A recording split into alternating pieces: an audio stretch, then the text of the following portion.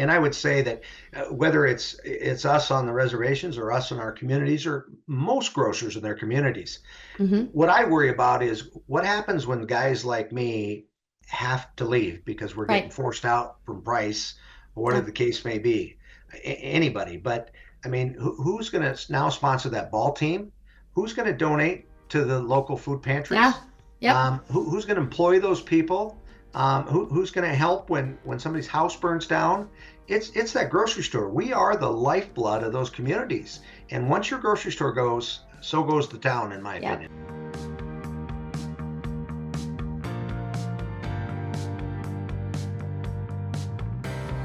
Welcome to this week's episode of 50 Faces of Feeding South Dakota. We're so glad you've been joining us all month for this great conversation about serving tribal communities right here in South Dakota. You know, we are about halfway through our acknowledgement of our 50th anniversary, and we've talked about a lot of ways that the organization has evolved over those 50 years, how we started from a food pantry and a food bank and are now the state's largest hunger relief organization and only food bank. And I bring that to you today because I think that's a really great segue into today's guest, RF Bowie, who has been part of a family owned business and also seen the same kind of evolution and growth in service to community. So thanks for having us today, RF. Why don't you start by telling us a little bit about yourself? Sure, sure. My name is RF Bowie. I am a fourth generation grocer. My great grandfather started GF Bowie Company. His name was Gus Francis in 1905. And Wow. I'd love to tell the story. So, I'm pretty proud of the fact that we've been operating in Indian country for nearly 120 years. I always say Mm. that it will be 120 in November if I don't screw it up before that. So, but I but think you're our going to name do okay. my name is spelled Buche, which Hmm. I think it used to be pronounced Boucher. Oh, But my great grandfather, when he came over to the Yankton Sioux Reservation, his his friends, or colas as they would say in Lakota, kept calling him Bowie. So he just left the name. So there you um, go.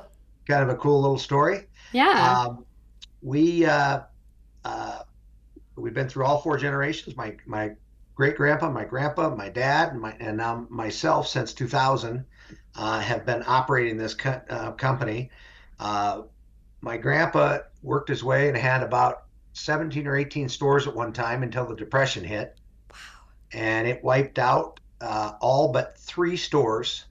And I'm pretty proud of the story that my great grandpa, not only paid every invoice, he paid every invoice on time. And Wow. so that I think speaks to Yeah. the character of our family name that I've grown up into, Hmm. Hmm. and we always do the right thing.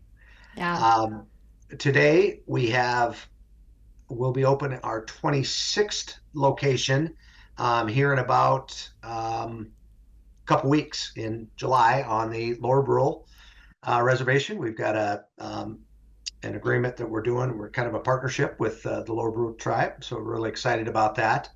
Um, yeah, that's who we are. We're mostly in grocery and convenience. We've also got some hardware stores, and Al's Oasis is also ours. Al's Oasis, iconic right there. It, So that's, I mean, great history on your company. Talk a little bit about the work that you do because you're involved in a lot of things beyond just running these grocery stores and hardware. This great organization. Talk a little bit about what else you do on a state and national level. sure, sure. Um, well, on a state level, I'm on the board of directors for South Dakota Retailers. I might be the longest board member, and so I don't know if that's a good thing. They're probably going to kick me off here pretty soon, but I it is my absolute favorite board that I'm on. I love it. I love the people that are on those boards. You know, they coming and going, obviously, but I absolutely I love South Dakota Retailers. I believe in the mission of lobbying for small businesses throughout the state. I'm also involved in the National Grocers. I was on the board a while back, and now I'm fairly active in the legislative committee. So Mm-hmm. I'll go to DC and lobby on behalf of the NGA issues, but I tend to pick up more on the ones that I really get charged about, which are a lot of SNAP benefits Mm-hmm. and how they're affecting our customers. Mm-hmm. And also, I'm very passionate about the Robinson-Patman Act, which is an act in Congress from 1936 that is not being enforced today, which puts all grocers on a level playing field. And that isn't being enforced today. And so I could talk to you about that for 5 hours. But yeah, I do not believe that it's fair that my customers in the poorest county in the United States have to drive Mm-hmm. 70 miles because we've got um, a big box retailer like a Walmart that is squeezing the suppliers so much that suppliers have to turn around and charge us more. Yeah. And so my customers have to pay 10, 20, 30, 50% more sometimes, and they live in the poorest county in the United States. That's not right. And it's actually illegal. But anyway, like I said, I could talk about that for years. Well, I think that's actually, I'd like to dig into that just a little bit more. Sure. We don't need to spend years here. Our viewers might and listeners might not want to hang out that Yeah. long. But, we have had discussion on this podcast about rural hunger and how rural hunger is different because food access is harder because, as communities shrink, so do businesses, and businesses leave those communities, and that makes it harder. And grocery stores are a hot topic. Like you said, when these larger stores come in, these box stores come in, and they're able to provide, more than groceries. It's kind of that one-stop shop. People tend to gravitate toward that, even if they have to travel a little bit further to do it, and that hurts the local grocer. And so I think what you're sharing really is a great way to help people understand that because Sure, I sure. I hear often, well, groceries are so expensive in my town, and I have to go, to your point, 70 or 100 miles away to get something that's less expensive. And it's not necessarily that grocer in that town is driving the price up to, make a profit on that community. There are real challenges to that. Do you want to talk a little bit about that? I absolutely, and that plays right into this Robinson-Patman Act. The Robinson-Patman Act says, and it came along back, I think, when the A&P grocers, so you'd have to be a little older to remember that chain, but there was a chain that had about 40% of the business. Today, four companies own 69% of the grocery business today. Wow. That's a big number and can control a lot of stuff. And so the Robinson-Patman Act came back in 1936 and said to the A&P basically, and just said, look, you are driving grocers out of rural communities throughout this Mm-hmm. country, and we don't want that to happen anymore. What we what Everything has to be on a fair level playing field. So it doesn't say that it has to be the same. It says it has to be fair. Okay. Sure. So now if we can agree that a truckload of a product, there is no greater efficiency than a truckload and buying the whole thing. Mm-hmm. So right now, if my truck or my warehouse's truck backed up to General Mills and Walmart's truck backed up to General Mills, and they both bought a whole semi load of 18-ounce Cheerios, those prices are not the same today. Uh, Mm-hmm. just the other day, when I was out in DC, this was 24 hours old when I told this story. Walmart was sitting at about $4.38 on an 18-ounce box of Cheerios. Their retail. My cost was $7.09. It was like it Wow. was 32% difference, and that's before I put a markup on it to cover Wow. my employees, my utilities, Sure. my everything. Even just the logistical trucking. Yes. So what really Yeah. what really bothers me is my customers in Pine Ridge. Okay, they can't. They don't. Number one, they don't have a car to go Mm-hmm. 70 miles. Yeah. Um, and they don't have the extra money to go do it. It's the not only the poorest county in this state, it's the poorest county in the United States. Mm-hmm. And so it's just, to me, when it comes to food, it just isn't right Right. that any customer should be at that big of a disadvantage. Because even with SNAP benefit availability, that's not matching the price that is happening at the grocer right now. And so I think the average SNAP benefit in South Dakota, the last number I believe that I saw was $6.35 a day per person. And that, think of the cost to eat. I mean, I grocery shopped last night too, and I had to buy a pound of bacon. And I'm in Sioux Falls, and I paid $6 for a pound of bacon.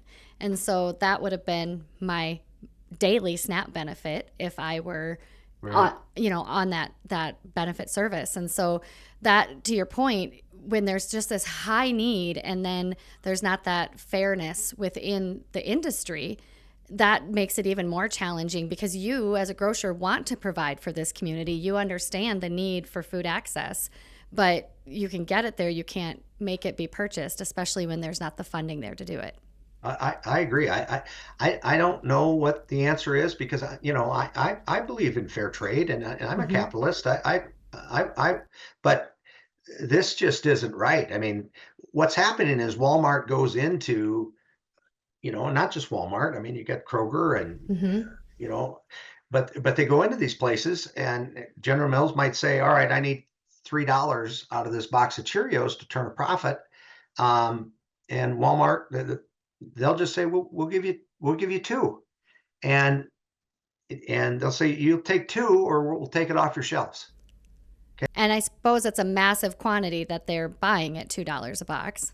Well, but again, yes, the massive quantity, but that's still that truckload is no different. And Yep.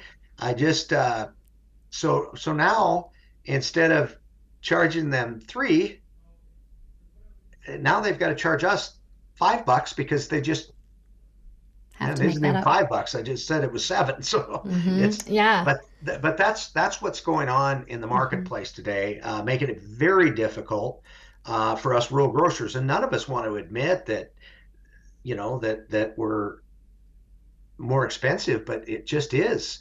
When this, up until about the 80s, that Robinson Patman Act was enforced. And Mm-hmm. so if I go back about 30 years ago, my ad could have rivaled Walmart's prices, but it's just gotten worse and worse and worse, and it continues to. And it's interesting because I've been at our grocer here in Sioux Falls and at Hy-Vee, and they'll have signage that has our price, their price, and their price comparing to Fairway, right? And I'm sure that's because they want to show that ability to have the same pricing. Because when you have such a rich amount of choices on where to purchase groceries, you're going to look for that price. But it's different when, I mean, I've been in St. Francis, and the next grocer is 40 miles away. And to your point, people walk that 40 miles to the grocery store and back. They'll spend an entire day walking there because they don't have the transportation. Or if they want to get to Rapid City or Pierre to get to a box store, they have to pay somebody to drive them, and they don't have the money to do that. I mean, that is all part of the just the system and the issues that contribute to food insecurity. In a town like Sioux Falls, you can get food on any given day through the charitable food network, right? You can find a hot meal site, you can find a food pantry, and it's just so different when you get into rural and country and Native American communities, because it is just not the same. So I mean, I can tell you, I can feel your passion for this. And I'm very passionate about it, and I would say that whether it's us on the reservations, or us in our communities, or most grocers in their communities, mm-hmm. what I worry about is what happens when guys like me have to leave because we're getting Right. forced out from price, or whatever Yep. the case may be. Anybody, but I mean, who's going to now sponsor that ball team? Who's going to donate to the local food Yeah. pantries? Yep. Who's going to employ those people? Who's going to help when somebody's house burns down? It's that grocery store. We are the lifeblood of those communities. And once your grocery store goes, so goes the town, in my Yep. opinion. And it's just this circle. I keep saying this, and if anybody's been listening to the podcast for a long time, they're probably tired of it. But there's so many pieces of that circle that you just take one piece out, and that food insecurity rate is just going to shoot up. And employment, food, transportation, those are all part of it. And so you're absolutely right that you have to have those businesses and those people to have the vibrance of your community and to keep that community healthy and thriving. And so I want to take that, and I want to take your passion for this fairness and bring it into why native reservations? Why has your family decided that that is where you're going to bring your grocery stores to? Why was that an important place to be? Well, there's a couple of reasons. We've had a what I would call a family bond with the Native Americans since my great grandfather came over here, and it's just been something that's just been born into me um, by my family, and then by the communities that I've lived in. Mm-hmm.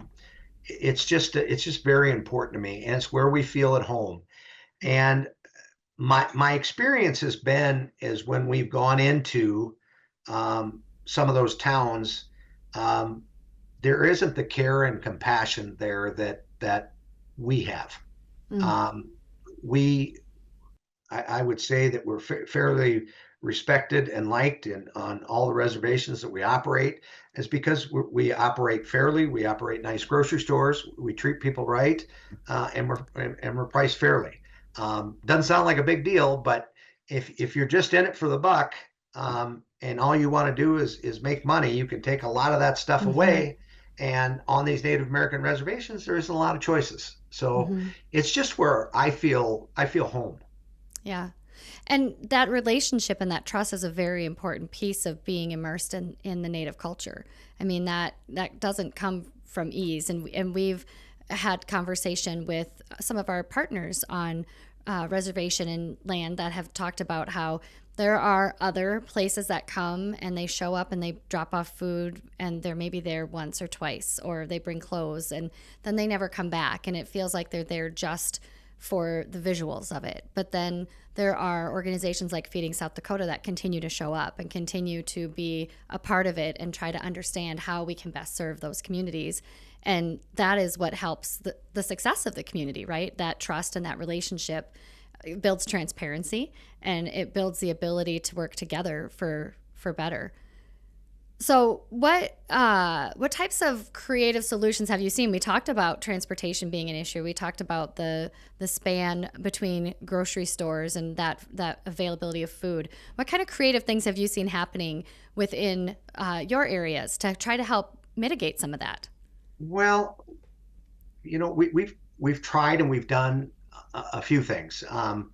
In Marty, South Dakota, which is 16 miles from the next grocery store, Mm-hmm. we put in some food lockers, Mm. so they could order online on our platform. That we're the only independent in South Dakota and the only independent in the country that's got SNAP and WIC online.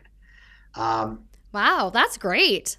we just think those things are important to make sure that those Mm-hmm. customers are getting that our reservations are getting the same access to food and payment selections as anybody. So we've done that. We have done a lot of I also founder of Team Bowie Cares, our Mm-hmm. organization, Mm-hmm. and we do a lot where we go right out to the district to help out. So we'll bring food right out to the people. We may hire some drivers to be able to drive back further in where we don't know the homes are, but we'll go in Mm-hmm. like in Ogallala. Um, Ogallala Sioux tribe, there's 9 different districts, and we'll go to that district hub and then centralize the food and then get it out from there. Mm-hmm. So it takes a lot of knowledge, both the reservation itself and the people to be able to get that stuff done. Mm-hmm. Because you know I might know the people to call to help get it out, but they might know 15, 20 families that live Hmm. far back that can't get to the district or whatever the Right. case may be. So it takes a lot of a lot of local knowledge and a lot of local experience to get those things done. Hmm. So, we've, we've, your distribution model is a lot like our distribution model, right? Our mobile distributions that come to the community with the food and get it out. And we have agency partners that are doing some really great creative things toward food sovereignty. And I think of one of our partners in Kyle, South Dakota, who has really worked on building community gardens and then taken that a step further to do a farmer's market type of thing, where then now there's not just food access, but there's revenue coming from that project. Do you think, as I think about it, that seems like a really good solution to some of the challenges, especially those communities who are so far away from a grocer. But that too comes with challenges of water access and just having the equipment and somebody who can guide you through how to keep your garden growing. Listen, I've tried to have a garden 3 times and it has not once have I harvested a vegetable. That's not true. I think I got zucchini once, a lot of Well, zucchini. great job, great job. So it's That's not, more than I've gotten. but it's not as easy as people think it is, right? I think, for people who don't worry about what their, what their cupboards are going to look like or their next meal, they think it's just that easy as planting a garden or, driving to a grocery store, but it's really not. It's not. I mean, and then there's education on how to cook and Hmm. what to cook, and I think that I think there are a lot of things, a lot of partnerships that can work together on these things. But it's some work, but I think it can be done. And the food sovereignty movement is great, and I hope to you see some success with movement in the fair pricing too. But we still have to provide food right now. I mean, there's still food that has to be provided to meet the need while that work is being done. And that's such an important thing I like to drive home to people is when you, to your point, Pine Ridge, like you look at people who need food, there are people there who need food in many places, right? But particularly children. There are a lot of children. I mean, when we talk with partners, a lot of times when people get to that early adulthood, they'll leave the reservation and go to Sioux Falls or Rapid City or Pierre to get work. They leave that reservation and often come back in older adulthood. But in the meantime, there are a lot of children there who are facing this situation that don't have the ability to change their situation. And I know you've done some work with kids too to help with food access. Do you want to talk a little bit about that? Sure, sure. We have. We had the privilege of being a vendor for the Oglala Sioux tribe last year, and I'll tell you, I've never worked this hard in my life as I did last summer. I missed a lot of family events, friend events, etc.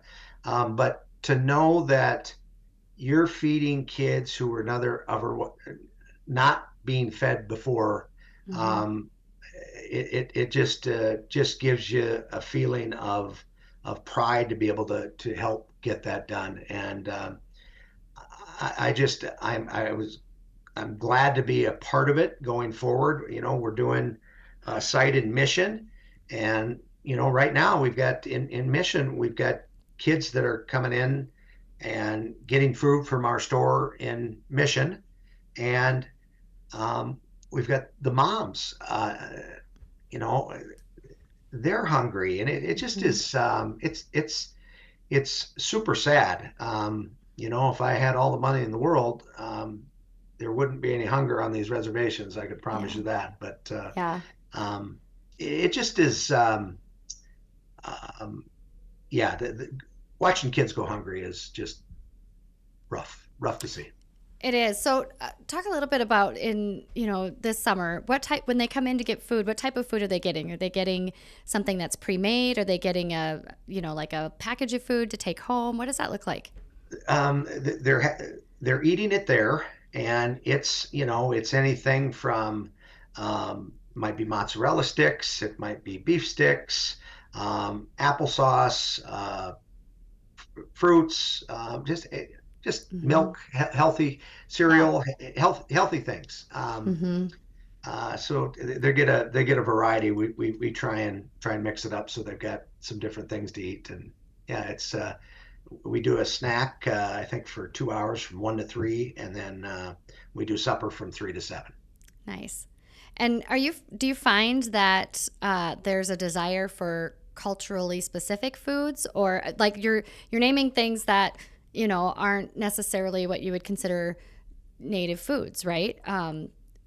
Do you find that that's a desire within the tribal nations?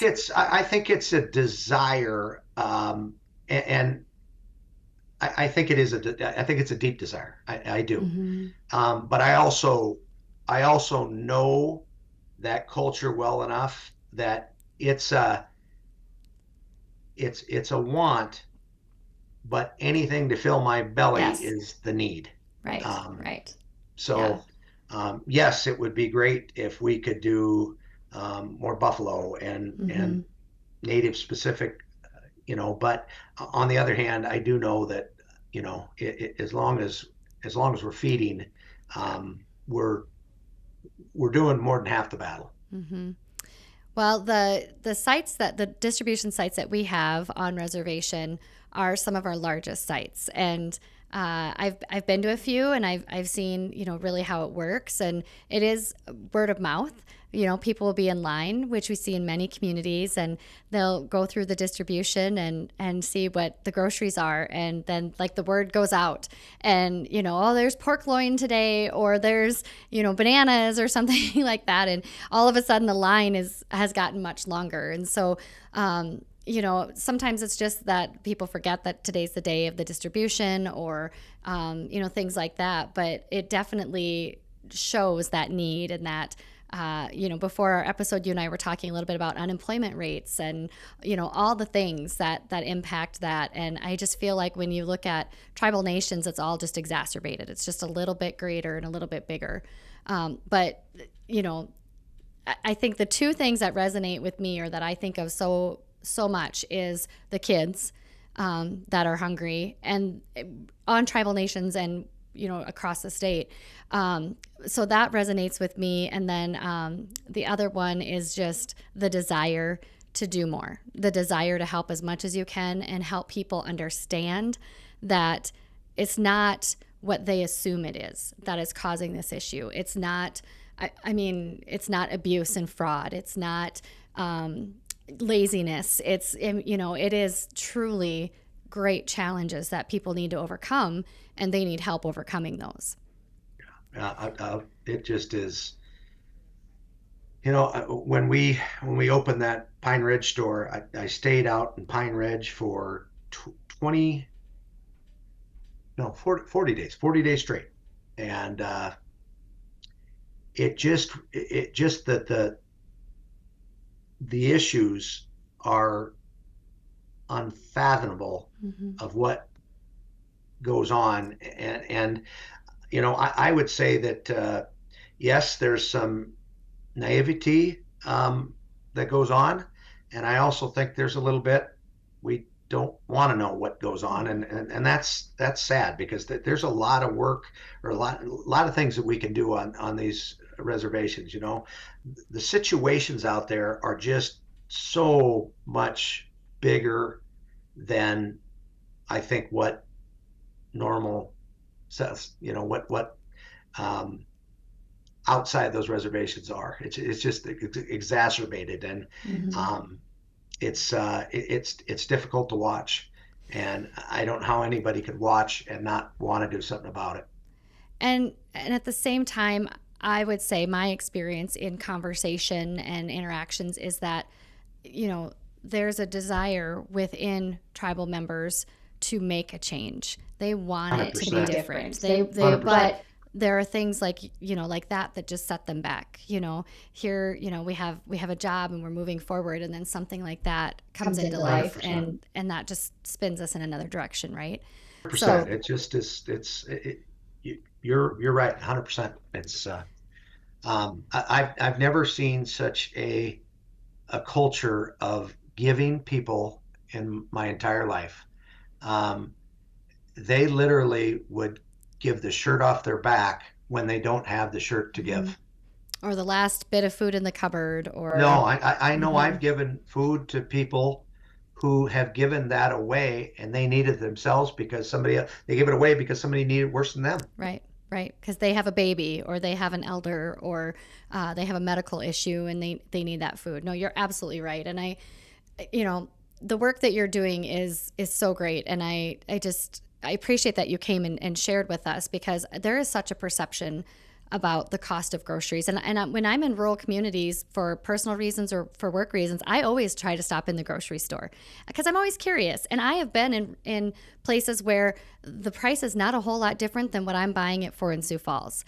And Some so, aren't. Some you aren't. know, but, you know, the grocer might not be receiving much off of that either. And I think that it's about stepping back and realizing that it's more than the price. It is, to your point, it is the people that are being employed. It is the ball teams that are being sponsored and the revenue to the schools and all the things that help keep that community going are what make having grocers in communities like this so important. So thank you. Thank you for sharing that. Before we go, I have one question for you. Sure.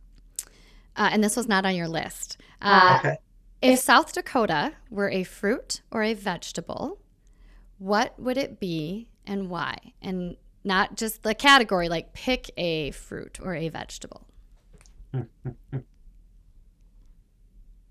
I'd have to say a potato. Okay. All right. Explain. We're in meat potato country, right? Mm-hmm. We are. That's all I got. That's it. It's okay. It's You really put it on me here. I know. I've had such a variety of responses to that. They've all been really fun to hear. I do think now, again, we're halfway through recording, but the episodes, so it's been a bit. But I do think I've had potato before, but I don't remember why. And if I haven't, I don't know. I keep thinking I need to keep like a running score on the bottom for all of the things that are maybe at the end we'll go back and tally it all up. Well, thank you again for being here, RF, and thank you to our viewers and our listeners who joined us today. These are very important conversations, and they're not conversations that we take lightly. And I hope that what you've learned today from RF and his experiences as a grocer within tribal communities inspires you to learn more about tribal communities and rural communities, to learn more about ways you can help. If it's not with food access, as was talked about today, there's so many things that you can do.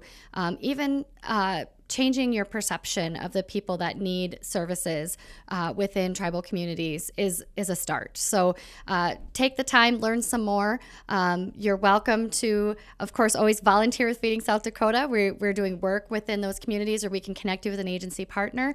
And I'm sure you could stop into any Bowie grocery store and run into people that you could just be in conversation with. So Sure, we'll even let you sack groceries. hey, that sounds like a great idea. So thanks for being here with us today, everybody. Have a great rest of your week.